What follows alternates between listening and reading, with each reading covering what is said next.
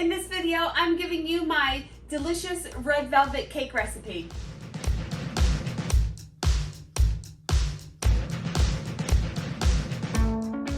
Hi, it's Karolyn. I'm back with another video, and if you're new to the channel, welcome. I am a professional cake decorator just outside of Philadelphia. I've been decorating cakes since 2002, and on this channel I give you my tips and tricks and ways that I bake and decorate cakes. So if you want to join the family, hit the subscribe button and the bell notification so you can get notified whenever I release a new video. And just a little note, one of these days I'm going to film where I don't look a hot mess, but I just got done teaching yoga and this is what you get. So I am going to give you I always say yummy and delicious. I'm going to say delightful red velvet cake recipe, and I like to use a doctored cake mix recipe for my decorated cakes. In this recipe, I am using Duncan Hines red velvet. Most of the time you'll see my other videos, I recommend Betty Crocker, but this time I'm using Duncan Hines because I was at Target and they didn't have Betty Crocker, they had this. And I have used Duncan Hines before and I like them.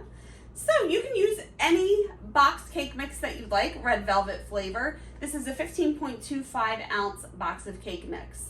What I'm gonna say, and like I always say, do not even look at the back of the box. Pretend there's no recipe there. Pretend it doesn't even say anything. We're just using the ingredients in this box, and then you're gonna follow the recipe that I give you. So if you wanna see how I make my delightful red velvet cake, here comes the video. All right, to start, I have my oven preheating to 350 degrees. I have the rack that the cakes are gonna bake on. It's kind of in the middle of the rack. It's not too high, not too low. On the bottom rack, I have 2 cookie sheets. They look disgusting, but their only purpose is to be on that bottom rack. Now, when I first started learning how to bake cakes, I learned from Sharon Zambito at Sugar Ed Productions, and she said to put cookie sheets on the bottom rack to help evenly distribute the heat. I do not think that that is necessary anymore, but I've been doing it for so long that I just keep on doing it. So it's probably a step you may not have to do. However, I do like having them down there because sometimes if I overfill the cake pans, they just drip right onto those cookie sheets and I can just easily remove that instead of having it burn on the bottom of the oven. So that's why they're a little stained. So preheat the oven to 350 and then we will continue. So now since I'm making a double batch, I am going to do 2 cups of everything. If you're just making a single batch, you just want to divide this whole recipe in half. So I'm going to start with 2 cups of granulated sugar and add 2 cups of all-purpose flour. And then I have 2 15.25 ounce boxes of the Duncan Hines red velvet cake mix. You can use any brand. I'm going to add both of these. And then I'm just going to turn this on low just to mix everything together for about 30 seconds to a minute.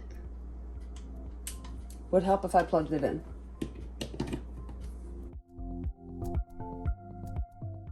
And now I'm going to slowly add 2 cups of whole milk.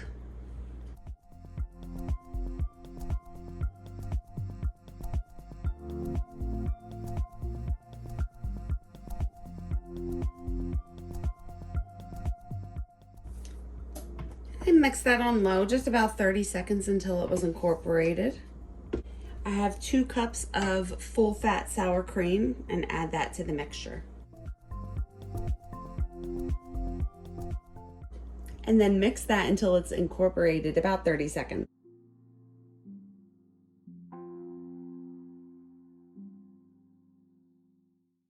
And now I'm gonna add 6 whole eggs, 1 at a time, beating after each addition. And I also take a fork and poke each yolk to make sure that it can mix easier in the batter. So I mix it on like a low medium speed.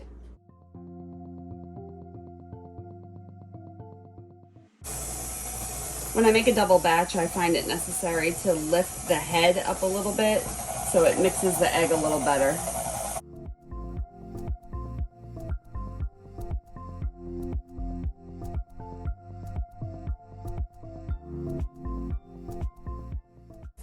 Now, because I don't have a scraper blade, I just prefer not to use a scraper blade. Scrape down the sides and the bottom, and then mix again on low for about 20 to 30 seconds to incorporate everything together.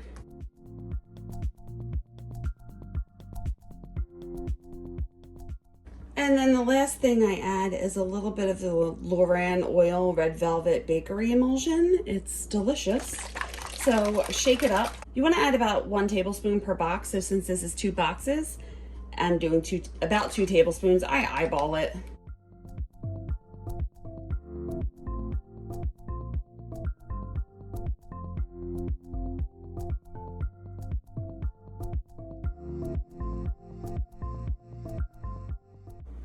And there's your batter.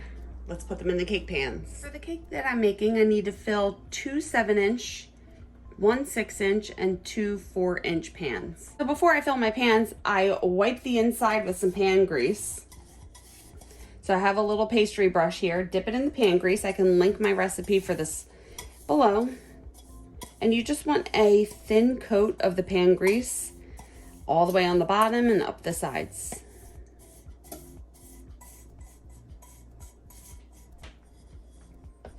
I already pre-greased the other pans that I'm going to use.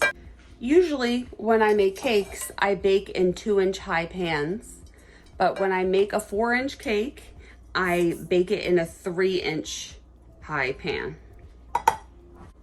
And I will show you, I'm gonna actually make a video of how I make tiny 4-inch cakes, because I do it a little different than my other cakes. So I have my batter here. I'm just gonna scrape the sides and the bottom one more time before I add them to the pans, just to make sure everything is mixed together well.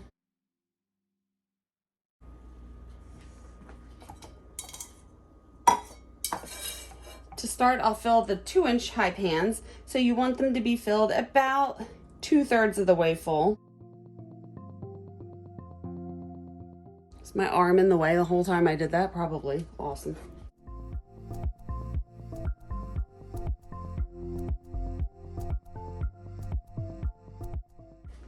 Now these 3-inch high, 4-inch round, they're 4x3 pans, I fill a little more than halfway, so still about 2/3 full.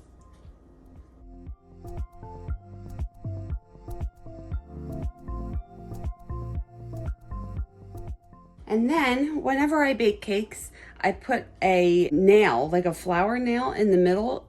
The heat heats up the metal and it will heat the cake from the center. The cake pan will heat the cake from the outer edges, so it will bake more evenly when you have something in the heating core in the center of the cake. So I just take my brush and just brush the top part of the nail. Why can't I talk today? Push that right in the center of the cake and do that again. Just brush the nail, stick it in the cake, and do that for all of them.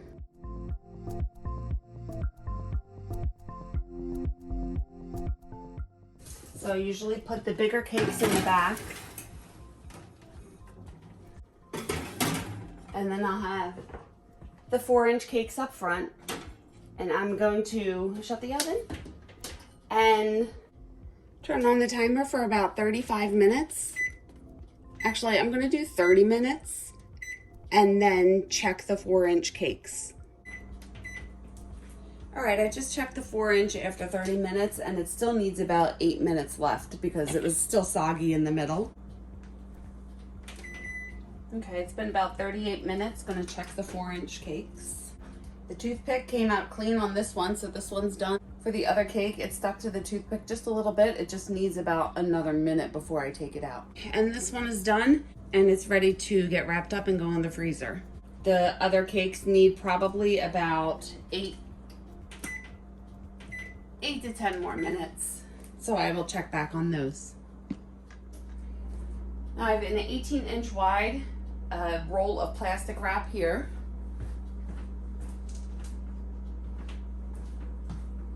Food safe plastic wrap. Want to take the cakes, they've been sitting for about 2 minutes, and then flip them over. And they're 4-inch cakes. I usually store them together. Just make sure you separate them so they're not touching. The needle came out with that one. This one you just got to take out.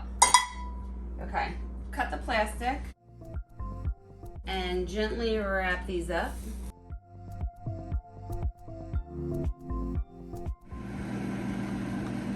And I have a freezer in here dedicated to cakes. Just gonna lift these up and place them in the freezer. I like to keep cake box lids to put the cakes on so the hot cakes don't melt the plastic on here in the freezer, or so it doesn't get lined. So I just like to put them on cake boxes. I'm explaining too much. Leave it in. Okay, it's been another 8 minutes. Just gonna check. The 6-inch was ready to come out. Stuck a toothpick in and it came out clean. The 7 inches probably need about another 5 minutes. And do the same thing. Let it sit for about 2 minutes. Flip it over, remove the nail, and cover it with plastic.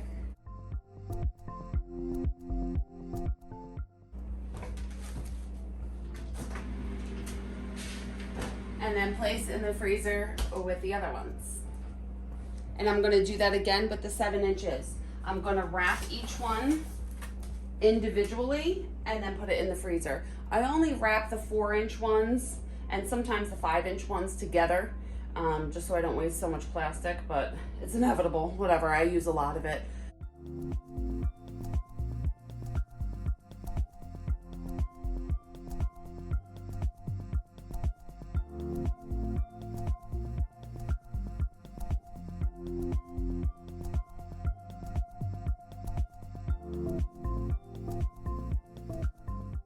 And now I'm just going to leave them in the freezer overnight, and then I will fill them and ice them and decorate them. So here you go. Here's the red velvet, yummy, delicious, delightful recipe. It is so delicious. I keep this in the freezer at least overnight, and if I'm going to freeze it for longer, you can keep cakes in the freezer longer than overnight. I would just make sure that I double or triple wrap them in plastic just to protect them if I was going to leave them in the freezer for longer than, I would say, 3 or 4 days. So to thaw them, I just take them out of the freezer, let them come to room temperature, and then I fill them and ice them. I can link my videos below on how I fill and ice my cakes so you can see the process that I use. And I was a little skeptical when I first started freezing cakes because it seems so weird, but wrapping the cake up when it's hot like that really traps in the moisture, and the steam doesn't evaporate, it gets absorbed into the cake, and it really keeps the cake moist, and it tastes so delicious. Another thing a lot of people ask me is if they need oil, because there's no oil in this recipe, but you don't need the oil because there's fat in the sour cream and the whole milk, so you do not need any oil in this recipe. A lot of people are used to putting oil in their cakes, and this is still so good, and you don't need any oil. And another thing, people get a little weary about wrapping the cake in the food safe plastic. The plastic does not melt to the cake. What it actually does is it kind of shrink wraps the plastic. I have it right here. It shrink wraps the plastic to the cake, but it does not melt into the cake. So you can use the food safe plastic wrap on the hot cakes. So I think that's it for now. If you have any questions, leave them below. I will get back to you as soon as I can. I try to answer my YouTube comments once a day in the morning before I start to work. And please like this video if you liked it. It really helps out my channel. Hit the subscribe button if you haven't already and you want to see more videos like this. And you can follow me on social media. I am on Facebook and Instagram, and I have my website. I will link all of that below. Thank you so much for watching the video, and I will see you on the next one. Bye!